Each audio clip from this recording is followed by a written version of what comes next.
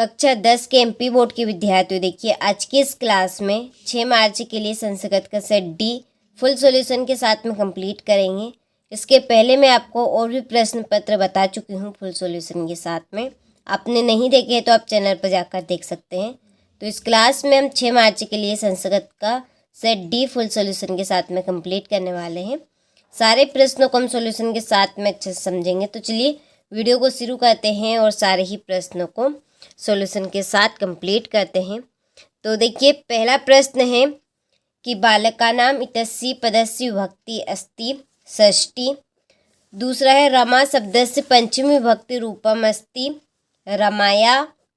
तीसरा है पितृनाम इत्यस्मिन् पदे विभक्ति अस्ति षष्ठी। ठीक है, चलिए तो यहाँ से स्क्रीनशॉट ले आप अच्छे से। ठीक है, इसके बाद में है देखिए यहाँ पर फलम शब्द से चतुर्थ विभक्ति रूपम अस्ति फलाय। अहम अपि आपणम गच्छामि तस्मिन् वाक्ये अव्ययम् अस्ति अपि। प्राकृतिक वातावरणे क्षणम संचरणम खालिस्तान लाभदायक भवति। इसका आएगा आपका अपि। ठीक है, चलिए तो स्क्रीनशॉट आप यहाँ से ले। इसके बाद है रिक्त स्थान की पूर्ति कीजिए। पहला है कश्चित विशेष्य पदम खालिस्तान अस्ति। तो इसका आंसर है आपका कृष का, यहाँ पर लिखे हैं। ठीक है, सारे प्रश्न के आंसर सेलेक्ट करने हैं कौन से में आपका क्या आएगा। तो यह है आपका दूसरे में आपका आएगा जन्नी। ठीक है, क्या आएगा? जन्नी आएगा। ठीक है, तीसरा शरीरम इत्यस्य पर्याय पदम खालिस्तान अस्ति। तो तीसरे का आंसर है आपका तनु। चौथा है श्रृंगाल इत्यस्य पर्याय पदम खालिस्तान अस्ति जम्बुका। पांचवा दूषितम इत्यस्य विलोम पदम खालिस्तान अस्ति। पांचवे का आंसर है आपका शुद्धम। ठीक है, पांचवे में शुद्धम। और छठा है अधुना इत्यस्य विलोम पदम खालिस्तान अस्ति पूरा। इसमें आएगा आपका पूरा। चलिए तो यहाँ से आप स्क्रीनशॉट ले लीजिए। ठीक है, इसके बाद है जोड़ी पहली विद्याभ्यास की जोड़ी है दीर्घ संधि। रमाधन ईसा की जोड़ी है गुण संधि। गायक में है अयादि संधि। चोराभयम की जोड़ी है आपकी पंचमी तत्पुरुष समास। ठीक है, पंचवटी में है दिग्गु समास।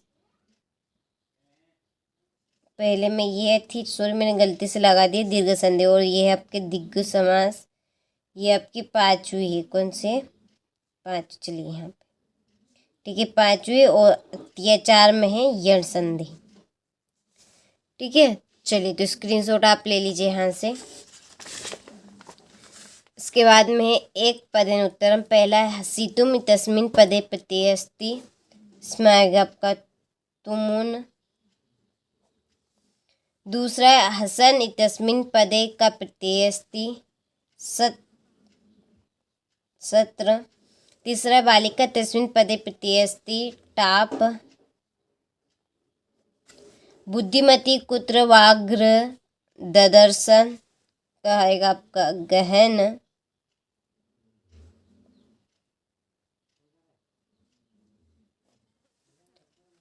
पांचवें में आपका आएगा जम्बुकम। ठीक है, क्या आएगा इसमें? जम्बुकम। और अतिथि केन प्रबुद्ध की जोड़ी है आपकी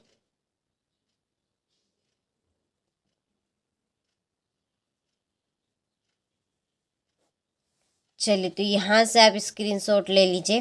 ठीक है, इसके बाद में है आम और ना। पहला अयाचत तस्मिन् पदे याच धातु अस्ति। तो ये आपका आम है। दूसरा बहु तस्मिन् धातु रूपे एक वचनम अस्ति। ये भी आपका आम है। तीसरा है गच्छ तस्मिन् पदे प्रथम पुरुष अस्ति न। लवन्ते तस्मिन् पदे पट धातु अस्ति न। अत्यचा तस्मिन् पदे उपसर्ग अस्ति आम। और प्रत्येक तस्मिन् पदे प्रत्यय उपसर्ग अस्ति। ये भी आपका आम। ठीक है, चलिए तो यहाँ से आप स्क्रीनशॉट ले लीजिए। ठीक है, इसके बाद में है क्वेश्चन नंबर 6, बुद्धिमती केन उपिधा पितृग्रहम प्रति चलिता। तो देखिए क्वेश्चन नंबर 6 से लगाकर 23 तक का सारा सॉल्यूशन हम पीडीएफ के थ्रू देखेंगे। तो मैं आपको ये पीडीएफ लास्ट में बताने वाली हूँ। पहले हम यहाँ पर सारे प्रश्न को देख लेते हैं, ठीक है, और आप भी स्क्रीनशॉट सारे प्रश्न का ले लीजिए यहाँ से। ठीक है, ये 8वीं तक हो गया। चलिए इसके बाद में है, चलिए तो यहाँ से ले आप बाकी के प्रश्नों का। ठीक है, ये हो गया। इसके बाद में यहाँ से देखिए,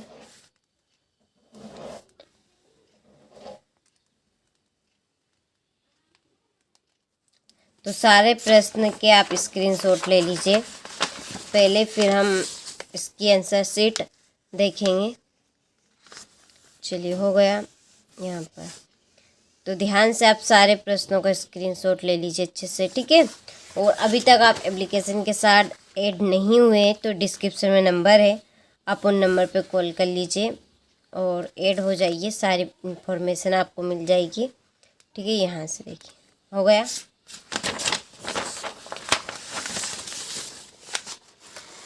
चलिए यहाँ से देखिए,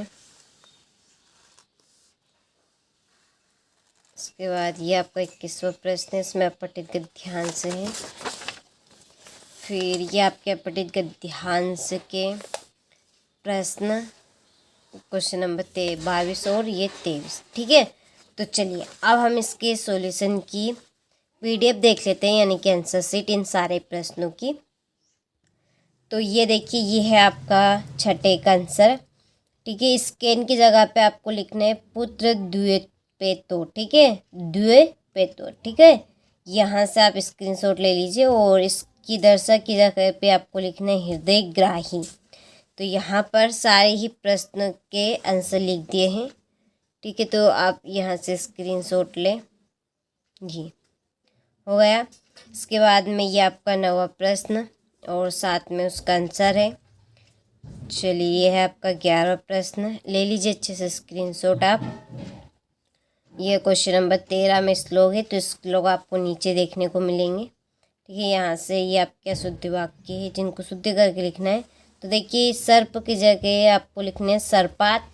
इसके बाद में खादती की जगह लिखना है खदामी। त्वम की जगह लिखना है तव, और रामम की जगह पे लिखना है रामम। ठीक है, चलिए ठीक है, हो गया। और ये आपके क्वेश्चन नंबर 13 का आंसर, इसमें श्लोक है।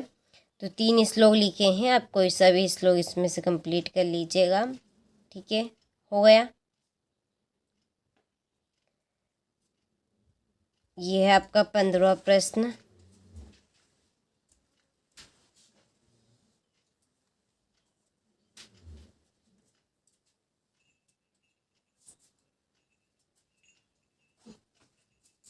चलिए ये यहाँ से ये आपका 16वां प्रश्न, जिसमें घटनाक्रम संयोजन है। ठीक है, जो यहाँ पर पहला नंबर डाला है इसको पहली लाइन पे लिखना है, जिस पे दूसरा नंबर डाला है उसे दूसरी लाइन पे लिखना है, तीसरे नंबर जो डाला है उसको तीसरे। इस तरह से आपको घटनाक्रम संयोजन कंप्लीट करना है। ये आपका है 17वां प्रश्न, वाच्य परिवर्तन। तो यहाँ पर वाच्य परिवर्तन का दिए हैं। चलिए इसके बाद में ये है आपका क्वेश्चन नंबर 18। यहाँ से सारे आपके गद्यांश, पद्यांश और अपठित गद्यांश शुरू होते हैं। तो देखिए यहाँ पर सारे के आंसर लिख दिए हैं। ठीक है, चलिए स्क्रीनशॉट आप ले लीजिए अच्छे से और कंप्लीट करें आप इनको। यहाँ से देखिए,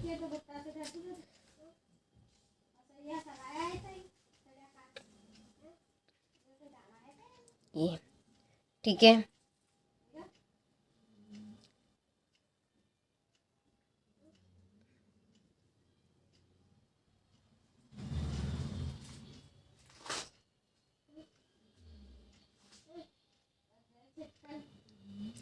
बाईस 23, तो ये रही आपका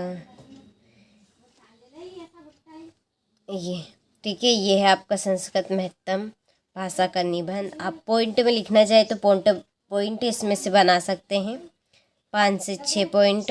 ठीक है, इसके बाद में है ये आपकी अवकाश। ठीक है, ये अवकाश रहेगी, तो आपको कुछ इस तरह से अवकाश कंप्लीट करनी है ये। ठीक है,